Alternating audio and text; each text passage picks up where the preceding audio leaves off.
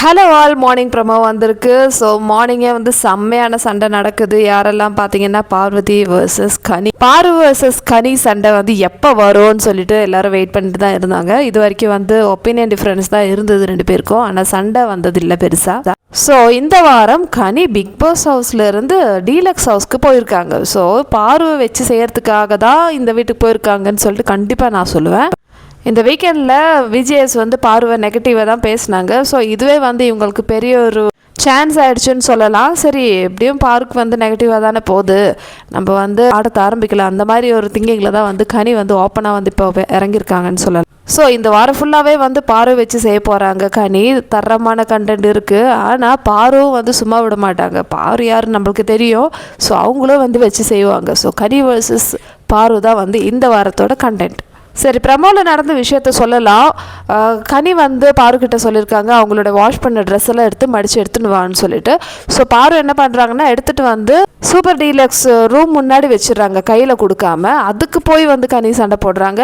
அது என்ன, நான் தான் நிற்கிறேன்ல, என் கையில் கொடுக்காம எதுக்கு வந்து வாசலில் வைக்கிறாங்கன்னு சொல்லிட்டு. ஸோ பார்வதி ஆல்ரெடி சொல்லிட்டாங்க பர்சனல் திங்ஸ்லாம் நான் வந்து தொடமாட்டேன் அப்படின்னு சொல்லிட்டு. அது அவங்களுடைய இஷ்டம் இல்லையா. ஸோ அவங்களோட ட்ரெஸ் எடுத்து கொடுக்க சொன்னாங்க, எடுத்து கொடுத்துட்டாங்க. அது கையில் கொடுக்கணும் காலில் கொடுக்கணும் அப்படிலாம் வந்து எந்த ரூல்ஸும் கிடையாது. ஸோ பாரு என்ன பண்ணியிருக்காங்கன்னா ரூம் வாசல் முன்னாடியே வச்சுட்டு போகிறாங்க. அதுக்கு வந்து கனி சண்டை போடுறாங்க. 100% இந்த சண்டை வந்து கனி தான் தப்பு. ஏன்னா என்ன ரூல்ஸ் இருக்குது கையில் கொடுக்கணும்னு சொல்லிட்டு. ஸோ பாரு வந்து எடுத்து கொடுத்துட்டாங்கல்ல, அவ்வளோதான், முடிஞ்சிச்சு வேலை.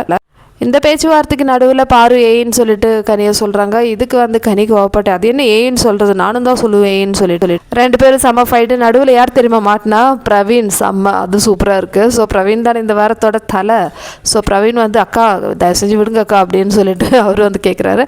அதெல்லாம் முடியாது, அவன் என்கிட்ட சாரி கேட்கணும்னு சொல்கிறாங்க. பாரு சொல்கிறாங்க நான் எதுக்கு சாரி கேட்கணும்னு சொல்லிட்டு. அப்போ நீ சாரி கேட்குற வரைக்கும் நான் இந்த வீட்டு முன்னாடி தான் உட்கார போகிறேன்னு சொல்லிட்டு கனியை உட்காடுறாங்க. அப்படியா, நானும் உட்காடுறேன், நான் சாரியே சொல்ல மாட்டேன்னு சொல்லிட்டு நானும் இங்கே தான் உட்காருவேன்னு சொல்லிட்டு பாருங்க உட்காராங்க. இப்போ தான் சபாஷ் சரியான போட்டி அந்த மாதிரி ஒரு நிலைமையில வந்திருக்கு. நேற்று விஜிஎஸ் முன்னாடி பார்வை பற்றி நெகட்டிவாக சொல்கிறதுக்கு இவங்களுக்கு எங்கேருந்து தான் வாய் வருதுன்னு தெரியல. இதுக்கேற்ற மாதிரி விஜிஎஸும் வந்து பார்வை கலாய்ச்சி காமிச்சாரு.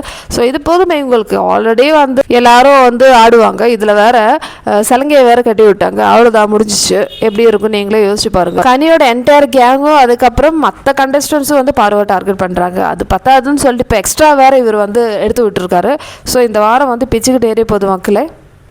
எனிவே, இந்த ப்ரமோவில் காமிக்கும் போது பாரு செஞ்சது தப்பில்லை, கரெக்டு தான் நான் நினைக்கிறேன். இதை பற்றி உங்களோட ஒப்பீனியன் சொல்லுங்கள். சோஷியல் மீடியா பிடிச்சிருந்தா சேனல் லைக் பண்ணுங்கள், ஷேர் பண்ணுங்கள், சப்ஸ்கிரைப் பண்ணுங்கள்.